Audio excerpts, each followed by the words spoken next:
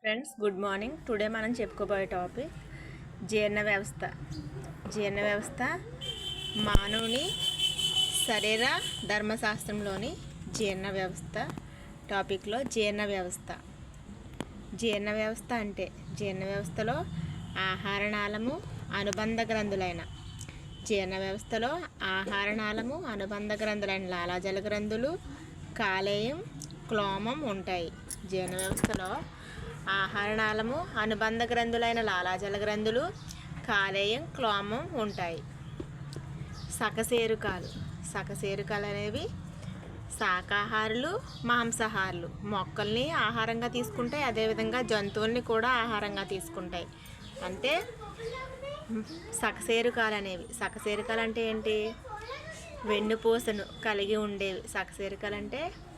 వెన్నుపూసను కలిగి ఉండేవి సకశేరుకాలు అంటారు. వీటి శాకాహారులు లేదా మాంసాహారులుగా వ్యవహరిస్తారు. అంటే జంతువుల్ని అదేవిధంగా మొక్కలను కూడా ఆహారంగా తీసుకుంటాయి. ఆహారపు అలవాట్లో మానవుడు సర్వభక్షకుడు. మానవుడి దంతసూచి చూసుకున్నట్లయితే 4 రకాల దంతాలు ఉంటాయి. ఆ 4 రకాల దంతాలు ఏంటి? కుంతకాలు, రదనికలు, అగ్రచరణకాలు, చరణకాలు. ఈ 4 రకాల దంతాలు ఉండడం వల్ల మానవుడు అనేవాడు సర్వభక్షణ లక్షణాన్ని తెలియజేస్తుంది. సంక్లిష్టమైన ఆహారము సరళమైన శోషించగలిగే ఆహార పదార్థాలుగా విచ్ఛిన్నం కావడమే జీర్ణక్రియ. సంక్లిష్టమైన ఆహారము సరళమైన శోషించగలిగే ఆహార పదార్థాలుగా విచ్ఛిన్నం కావడమే జీర్ణక్రియ. మన ఆహారంలో కార్బోహైడ్రేట్లు, క్రొవ్వులు, ప్రోటీన్లు, విటమిన్లు లాంటి ఆవశ్యక పదార్థాలు ఉంటాయి. మన ఆహారంలో కార్బోహైడ్రేట్లు, క్రొవ్వులు, ప్రోటీన్లు, విటమిన్లు. క్రొవ్వులు అనేవి శక్తి వనరులు. ప్రోటీన్లు ఏం చేస్తే దేహ నిర్మాణానికి ఉపయోగపడతాయి కాబట్టి దేహ నిర్మాణకారులు అంటాం. ప్రోటీన్లు ఏమంటాము? దేహ నిర్మాణకారులు. అదేవిధంగా క్రొవ్వులను శక్తి వనరులు అంటాము. విటమిన్లను సహాయ ఎంజైములు. ఇటువంటి ఆవశ్యకమైన ఎంజైమ్ పదార్థాలు ఉంటాయి. ఆహార పదార్థాలు తక్కువగా తీసుకున్నట్లయితే కలిగే లోపాలను పౌష్టికాహార లోపాలు అంటారు. అదేవిధంగా తీసుకునే ఆహారంలో కెలోరీ అంటే క్రొవ్వులు, కార్బోహైడ్రేట్ల స్థాయి సాధారణంగా ఉండి మాంసకృత్తులు తగ్గితే తీసుకునే ఆహారంలో క్రొవ్వులు, కార్బోహైడ్రేట్ల స్థాయి సాధారణంగా ఉండి మాంసకృత్తులు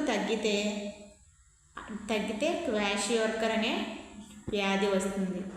అదేవిధంగా మాంసకృత్తులు, కెలోరీలు రెండూ తగ్గితే మెరాస్మస్ వ్యాధులు. విటమిన్ లోపం వల్ల అనేక న్యూనతా వ్యాధులు అనేవి వస్తాయి. అదేవిధంగా శాకాహారులు చూసుకున్నట్లయితే శాకాహారుల్లో సాధారణంగా ఆహారనాళం ఎలా ఉంటుందంట? పొడవుగా ఉంటుందంట. శాకాహారుల్లో ఆహారనాళం ఎలా ఉంటుంది? పొడవుగా ఉంటుంది. అవి తిన్న ఆహారంలో అధిక భాగమైన దేంతో నిమిత్తమవుతుంది? సెల్యులోజ్తో నిమిత్తమవుతుంది. కాబట్టి జీర్ణం కాదు. అంటే శాకాహారంలో సాధారణంగా ఆహారనాళం ఎలా ఉంటుంది? పొడవుగా ఉంటుంది. కావున అవి తిన్న ఆహారం అధిక భాగం సెల్యులోజ్, అంటే తిన్న ఆహారంలో ఎక్కువ భాగం ఏంటి? సెల్యులోజ్తోనే మితమవుతుంది. కాబట్టి జీర్ణం కాదు. జీర్ణమైన అతి తక్కువ ఆహారాన్ని మొత్తంగా శోషించడానికి అధిక శోషణ తలాన్ని కలిగి ఉండడానికి జీర్ణనాళం అనేది పొడవుగా ఉంటుంది. మాంసాహారంలో జీర్ణక్రియ సమర్థవంతంగా జరుగుతుంది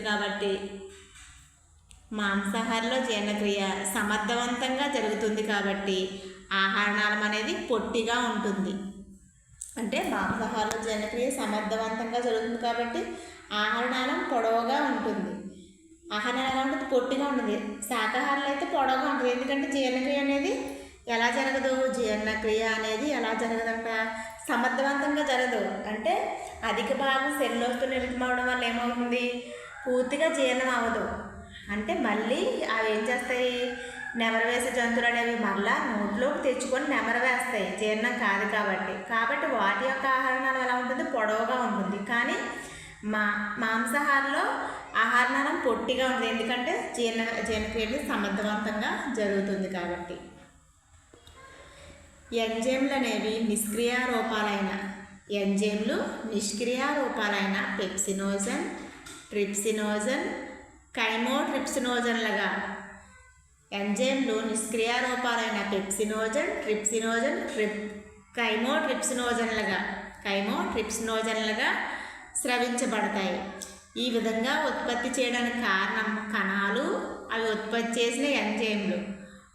వాటినే జీర్ణం అంటే ఈ విధంగా ఉత్పత్తి చేయడానికి కారణాలు ఏంటంటే, కారణం కణాలు ఉత్పత్తి చేసే ఎంజైమ్లు వాటిని జీర్ణం చేయకుండా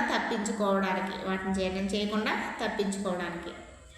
ఉత్తేజితమైన ఎంజైమ్లు మాత్రమే పేగు గోడల్లోని కణాలపైన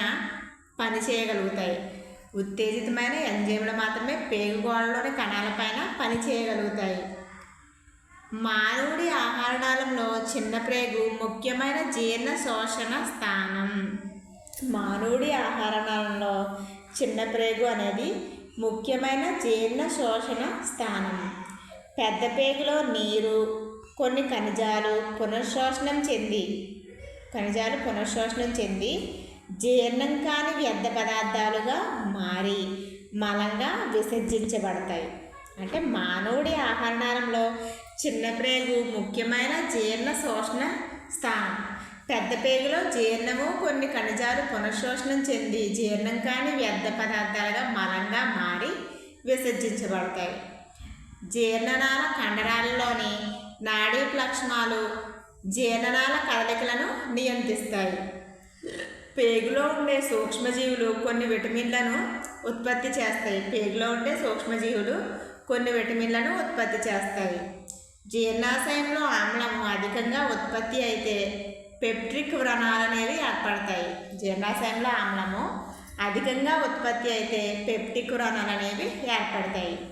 పెప్టిక్ వ్రణాలు ఏర్పడడానికి ఆమ్లమే కాకుండా హెలికోబాక్టర్ పైలోరీ, ఈ హెలికోబాక్టర్ పైలోరీ అనే బ్యాక్టీరియా కూడా కారణమని శాస్త్రజ్ఞులు భావించి వీటిని మాన్పడానికి ప్రతి ఆమ్లాలు అంటే అల్సర్ అంటాం మనం, అంటే కడుపులో పుళ్ళు అంటాం కదా. పెప్టిక్ వ్రణాలు ఏర్పడడానికి ఆమ్లమే కాకుండా ఈ హెలికోబాక్టర్ పైలోరీ వల్లనే మనకి అల్సర్లు వస్తాయి అంటారు, కడుపులో పుండు. అయితే ఈ హెలికోబాక్టర్ పైలోరీ అనే బ్యాక్టీరియా కూడా కారణమని శాస్త్రజ్ఞులు భావించి వీటిని మాన్పడానికి ప్రతి ఆమ్లాలతో పాటు సూక్ష్మజీవనాశకాలు అంటే యాంటీబయాటిక్స్ కూడా అవసరమని చెప్పారు. అంటే ఏంటి, మనకి జీర్ణ వ్యవస్థలో ఏముంటాయని చెప్పాము, ఆహారనాళము, అనుబంధ గ్రంథులు ఉంటాయని చెప్పాము. అనుబంధ గ్రంథులు ఏంటి, లాలాజల గ్రంథులు, కాలేయము, క్లోమము. అంతేకాకుండా సకశేరుకాలు అనేవి శాకాహారులు లేదా మాంసాహారులుగా ఉంటాయి. సకశేరుకాలు ఎలా ఉంటాయి, శాకాహారులు లేదా మాంసాహారులుగా ఉంటాయి. ఆహారపు అలవాటులో మానవుడు సర్వభక్షకుడు. సర్వభక్షకుడు అంటే అంతేకాకుండా మానవుడిలో ఉండే దంతసూచిలో 4 రకాల దంతాలు కూడా ఉండటం వల్ల మానవుడు సర్వభక్షం అని మనకు ఆ లక్షణాన్ని తెలియజేస్తుంది.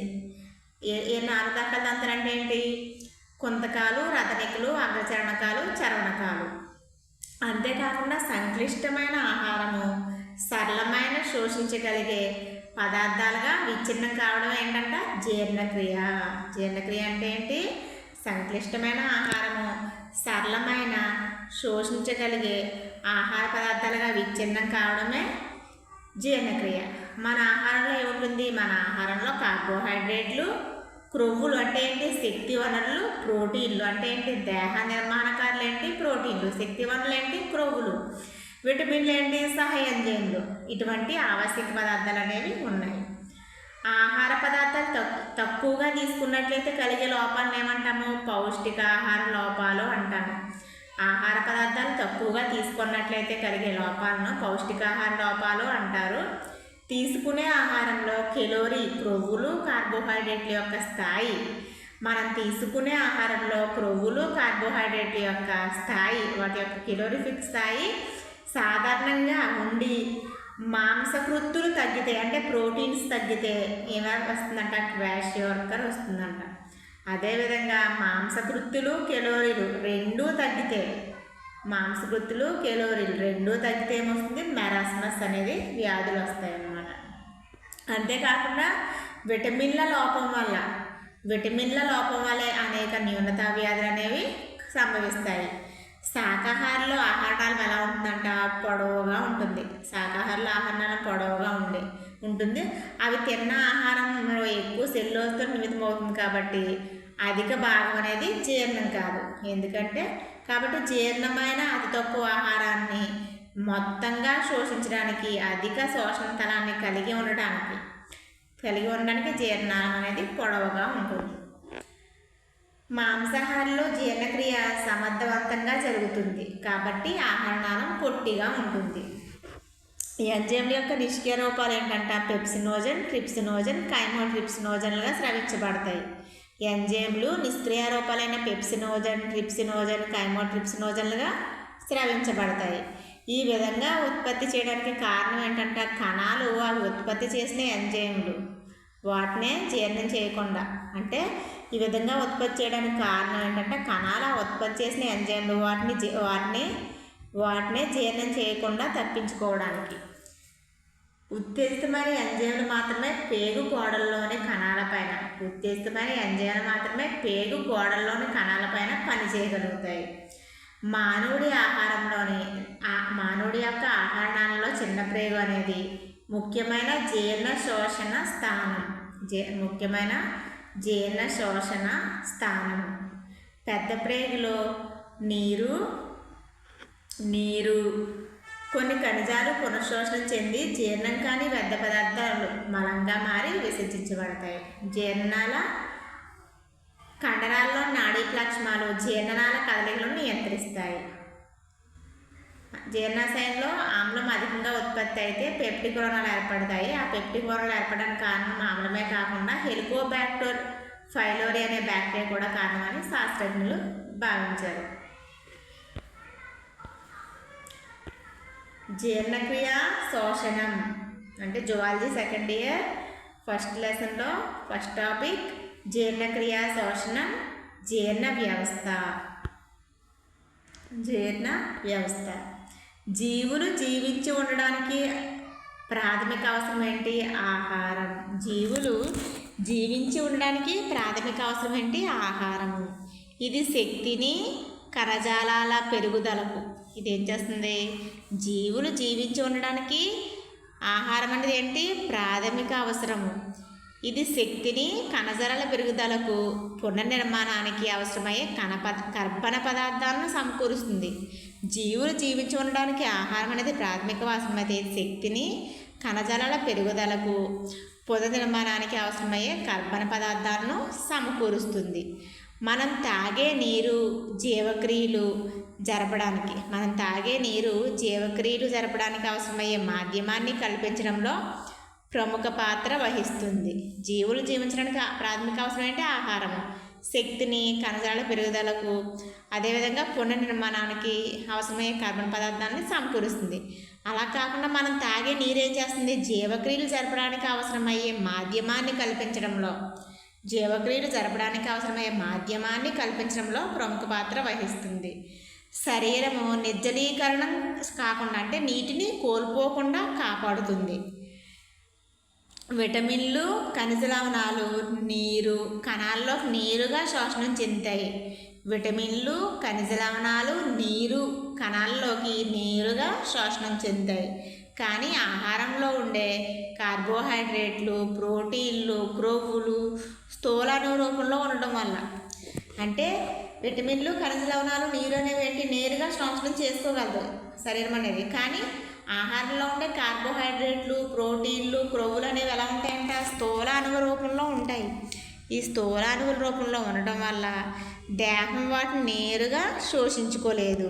కావున కణాల్లోకి శోషణం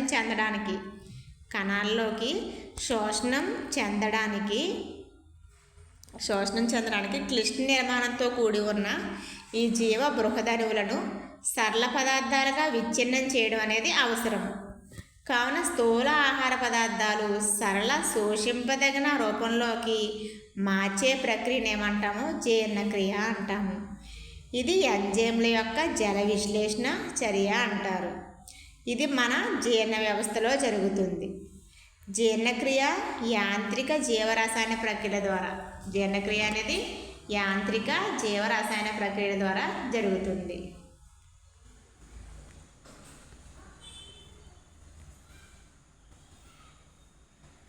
జీర్ణ వ్యవస్థ. మనం జీర్ణ వ్యవస్థ చూసుకున్నట్లయితే మానవ జీర్ణ వ్యవస్థలో ఏముంటుంది? ఆహారనాళము, అనుబంధ గ్రంథులు ఉంటాయి. మానవ జీర్ణ వ్యవస్థలో ఆహారనాళము, అనుబంధ గ్రంథులు ఉంటాయి. ఆహారనాళము లేదా జీర్ణనాళము, దీన్నే ఎలిమెంటరీ కెనాల్ లేదా డైజెస్టివ్ ట్రాక్ట్ అంటారు. మానవ ఆహారనాళము పూర్వభాగంలో నోటితో మొదలై పరభాగంలో పాయువుతో అంతమవుతుంది. అంటే మానవ ఆహారనాళం ఏం చేస్తుంది? పూర్వభాగం నోటితో మొదలై పరభాగం పాయువుతో అంతమవుతుంది. ఆహారనాళంలో నోటికి పాయువుకు మధ్యన వరుసగా ఆస్యకుహరము, గ్రసని, ఆహారవాహిక, జీర్ణాశయము, చిన్న ప్రేగు, పెద్ద ప్రేగు ఉంటాయి. అంటే ఇక చూడండి, మానవ యొక్క జీర్ణాశయం చూడండి. ఫస్ట్ వన్ ఏంటి? నోరు, ఆస్యకుహరము, గ్రసని, ఆహారవాహిక, జీర్ణాశయము, చిన్న ప్రేగు, పెద్ద ప్రేగు, పురీషనాళము, పాయువు. అంటే నోటితో స్టార్ట్ అయ్యి దేంతో అంతమవుతుంది? నోటితో స్టార్ట్ అయ్యి పాయువుతో అంతమవుతుంది. ఇది మానవుని యొక్క జీర్ణ వ్యవస్థ భాగం. ఆస్యకుహరము, నోరు, పెరోటిడ్ గ్రంథులు, గ్రసని, ఆహారవాహిక, కాలేయం, పిత్తాశయము, నెక్స్ట్ జీర్ణాశయము, క్లోమము, జజూనం, అవరోహణ దిశలో కోలాను, పురీషనాళము, పాయువు, క్రిమిరూప, అండకము, ఉండూకము, అందనాళము. ఇవన్నీ జీర్ణ వ్యవస్థలోని భాగాలు. అంటే ఏంటి? జీర్ణ వ్యవస్థ ఎక్కడ? మన ఆహారనాళం దేంతో స్టార్ట్ అవుతుంది? నోటితో మొదలై పరభాగంలోని పాయువుతో అంతమవుతుంది. ఏముంటాయి మనకి జీర్ణ వ్యవస్థలో? నోరు, ఆస్యకుహరము, గ్రసని, ఆహారవాహిక, జీర్ణాశయము, చిన్న ప్రేగు, పెద్ద ప్రేగు ఉంటాయి. నెక్స్ట్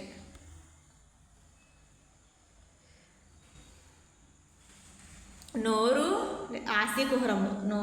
ఆస్యకుహరం అనేది ఏంటి? నోటిని ఆవరించి ఉండే కదిలే పై కింది పెదవులు ఉంటాయి. నోటిని ఆవరించి ఏముంటాయి? కదిలే పై మరియు కింది పెదవులు, ఆధారాలు అనేవి ఉంటాయి. నోరు అనేది ఎక్కడ తెరుచుకుంటుందంట? ఆస్యకుహరంలోకి తెరుచుకుంటుంది. నోరు ఎక్కడ తెరుచుకుంటుంది?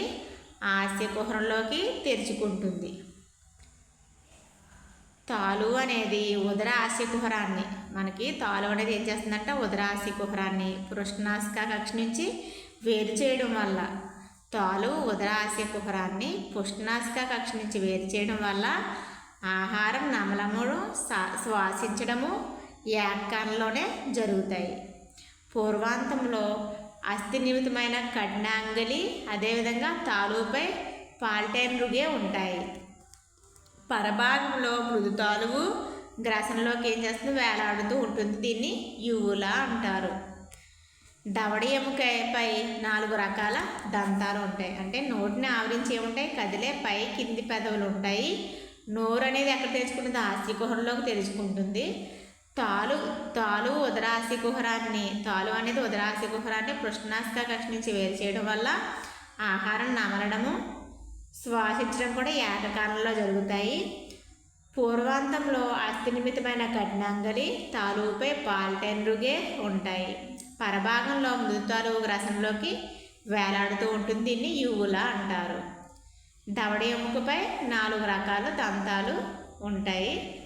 నాలుక ఆస్యకుహరం ఆధార దగ్గర అతికి ఉంటుంది. దంతాలు బాహ్య మధ్య శ్వాస నుంచి ఏర్పడతాయి. దంతాలు అనేవి బాహ్య మధ్య త్వచం నుంచి ఉద్భవిస్తాయి. మానవుల్లో దంతాలు దవడ ఎముక, మానవుల్లో దంతాలు ఇగో చూడండి ఈ దవడ గుంటల్లో అమరు ఉంటాయంట. ఈ మానవుల దంతాలు ఎక్కడ ఉంటాయి? దవడ ఎముకల యొక్క గత్తాల్లో ఇమిడి ఉంటాయి. కాబట్టి ఈ రకపు దంతాలను గత్త దంతాలు లేదా గత్త దంతి విన్యాసం అంటాము. మానవుడితో సహా అనేక క్షీరదాలలో దంతాలు వాటి జీవితకాలంలో 2 సార్లు ఉద్భవిస్తాయి. దంతాలు ఎక్కడి నుంచి ఏర్పడతాయి? బాహ్య మధ్య త్వచం నుంచి ఉద్భవిస్తాయి. మానవుల్లో దంతాలు దవడ ఎముక గత్తాలలో ఇముడు ఉంటాయి. ఈ రకపు దంతాలను ఏమంటాం? తీకోడాంట్ లేదా గత్తదంతి విన్యాసం అంటాము.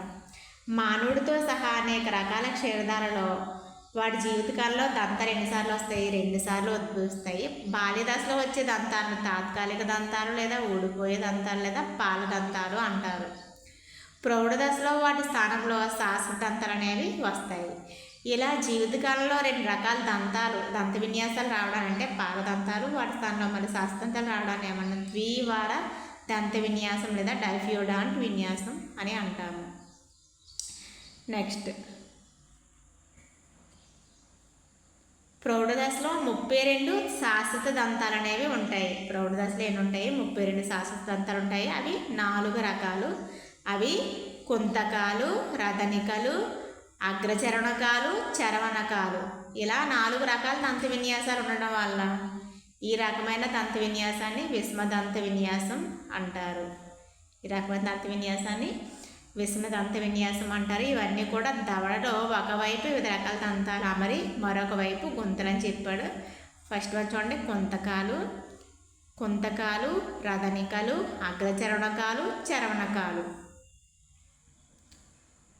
ప్రతి దవడ భాగంలో ఉండే దంతాలు అమరికా క్రమము ICPM అంటే కుంతకాలు. ఫస్ట్ వన్ ఏంటి? కుంతకాలని ఇన్సిజర్స్ అంటాము. నెక్స్ట్ కేనియన్స్ అండ్ రదనికలు అంటాము. ప్రీమోలర్స్ అని చరణకాలని అంటే అగ్రచరణకాలని ప్రీమోలర్స్, చరణకాలని మోలర్స్ అంటాము. మానవుల్లో ఇది ఎలా ఉంటుందంటే 2123/213 32 అంటే చిన్నపిల్లల్లో దంత విన్యాసాన్ని ఏమంటాం? పాల దంత విన్యాసం అంటాము. వీటి యొక్క దంత ఫార్ములా చూసుకున్నట్లయితే 2102/2102. మూడవ చరణకాలు చాలా ఆలస్యంగా సాధారణంగా 21 సంవత్సరంలో వస్తాయి. వీటిని జ్ఞానదంతాలు అంటారు. దంతాలు అనేవి ఫస్ట్ వన్ చూసుకుంటే ఈ జ్ఞానదంతాలను ఎప్పుడు వస్తాయి? మూడవ చరణకాలు చాలా ఆలస్యంగా సాధారణంగా 21 సంవత్సరంలో వస్తాయి. వీటిని జ్ఞానదంతాలు అంటారు. కుంతకాలు ఎలా ఉంటాయంట? ఉలి ఆకారంలో ఉండి ఆహారాన్ని కొరగడానికి, రదనికలు మొనదేలి ఉండి ఆహారాన్ని చీల్చడానికి, చరణకాలు ఆహారాన్ని నమలడానికి ఉపయోగపడతాయి. నెక్స్ట్ దంతం యొక్క నిర్మాణం. దంత నిర్మాణం చూసుకున్నట్లయితే దంతంలో 3 భాగాలు ఉంటాయి. అవి కిరీటము, బయటికి కనిపించే భాగము, నెక్స్ట్ గ్రీవము మధ్య భాగము, మూలము దమడ గుంటలో ఇమిడి ఉంటుంది. దంతంలో అధిక భాగము డెంటిన్ అనే దృఢమైన పదార్థంతో ఏర్పడుతుంది. దీన్ని మధ్యత్వచం నుంచి ఉద్భవించిన దంతోత్పాదక కణాలు ఏర్పరుస్తాయి. అంటే దంతం చూసుకున్నట్లయితే దంతంలో 3 భాగాలు ఉంటాయి. అవి కిరీటము, బయటికి కనిపించే భాగము, గ్రీవము మధ్య భాగము, చిగురుతో కప్పిన భాగము, మూలము దవడ ఎముక గుంటల్లో ఇమిడి ఉంటుంది. దంతంలో అధిక భాగము దవడలో అధిక భాగము డెంటిన్ అనే దృఢమైన పదార్థంతో ఏర్పడుతుంది. దీన్ని మధ్యత్వచం నుంచి ఉద్భవించిన దంతోత్పాదక కణాలు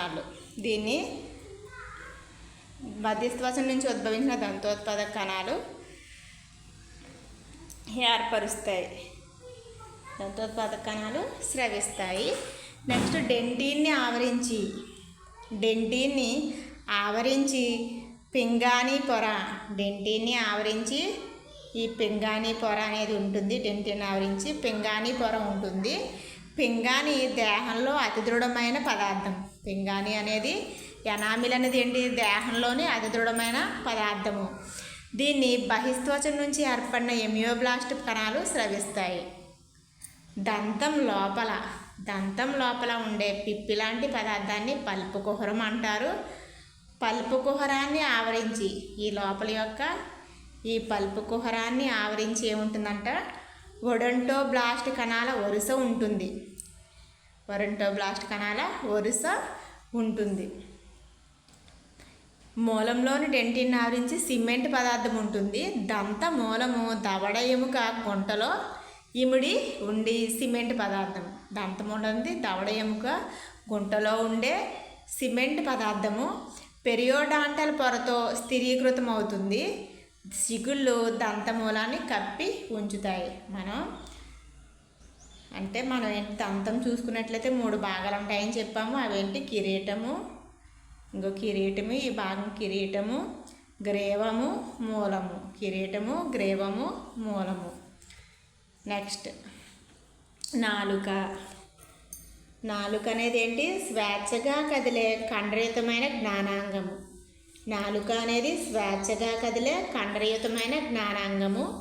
ఇది ఆస్యకుహర అడుగు భాగంలో ఫ్రెన్యులం అనే మడతలాంటి కణజాలంతో అతికి ఉంటుంది. నాలుక స్వేచ్ఛగా కదిలే కండరయుతమైన జ్ఞానాంగము. ఇది ఫ్రెన్యులం ఇది ఆస్యకుహర అడుగు భాగంలో ఫ్రెన్యులం అనే మడతలాంటి కణజాలంతో అతికి ఉంటుంది. నాలుక పై భాగంలో చిన్నగా ముందుకు పొడుచుకొని వచ్చే నిర్మాణాలు కనిపిస్తే వాటినే సూక్ష్మాంకురాలు అంటాము. ఆ సూక్ష్మాంకురాలు అనేవి రుచి గుళికలను, కొన్ని టేస్ట్ బడ్స్ని కలిగి ఉంటాయి. మానవుడి నాలుగుపై మూడు రకాల సూక్ష్మాంకురాలు ఉంటాయి. ఫస్ట్ వన్ ఫంజిఫామ్ సూక్ష్మాంకురాలు. ఇవి పూర్వాంత భాగంలో ఉంటాయి, నాలుగు చివర ఉంటాయి. సెకండ్ వన్ తంతురూప సూక్ష్మాంకురాలు నాలుక యొక్క ఉపరితలంలో ఉంటాయి. నెక్స్ట్ సర్కంవల్లేట్ సూక్ష్మాంకురాలు నాలుక యొక్క పరాంతంలో సర్కంవల్లేట్ సూక్ష్మాంకురాలు ఉంటాయి. నెక్స్ట్ ఇవి నాలుక ఎందుకు ఉపయోగపడుతుందంటే పళ్ళను శుభ్రపరచడానికి, లాలాజలాన్ని ఆహారంతో కలపడానికి ఉపయోగపడుతుంది. అంతేకాకుండా రుచిని గుర్తించడానికి, మింగడానికి, మాట్లాడడానికి ఏం ఉపయోగపడుతుంది? నాలుక అనేది ఉపయోగపడుతుంది. నెక్స్ట్ గ్రసని ముఖ కుహరం పొట్టిగా ఉండే గ్రసనిలోకి తెరుచుకుంటుంది. ముఖ కుహరం అనేది పొట్టిగా ఉండే గ్రసనిలోకి తెరుచుకుంటుంది. ఇది ఆహారము, గాలి ప్రయాణించే ఐక్య మార్గము. గ్రసని అనేది ఏంటి? ఆహారము, గాలి ప్రయాణించే ఐక్య మార్గము. మృదుతాలువు అనేది గ్రసనిని నాసికా గ్రసని, ఆస్య గ్రసని, స్వరపేటిక గ్రసని అనే 3 భాగాలుగా విభజించింది. అయితే ఆహార వాహిక అనేది వాయునాళము, స్వరపేటిక గ్రసనలోకి తెరుచుకుంటాయి. వాయునాళం అనేది స్వరపేటిక గ్రసనలోకి కంఠబిలం ద్వారా తెరుచుకుంటుంది. మృదులాస్థ నిమిత్తమైన ఉపజీవిక అనేది ఆహారాన్ని మింగేటప్పుడు కంఠబిలంలోకి ప్రవేశించకుండా నిరోధిస్తుంది. గ్రసనిలో నియంత్రిత కండరాలు ఆహారాన్ని మింగడంలో సహాయపడతాయి. గ్రసనిలోని నియంత్రిత కండరాలు ఏం చేస్తాయి? ఆహారాన్ని మింగడంలో సహాయపడతాయి. గవద బిళ్ళలు అనేవి గ్రసనిలో ఉంటాయి. అవి 3 రకాలుగా ఉంటాయి. అవి ఏంటంటే గ్రసని గవద బిళ్ళలు, ఒక జత తాళవ్య గవద బిళ్ళలు, అదేవిధంగా ఒక జత జిహ్వ గవద బిళ్ళలు.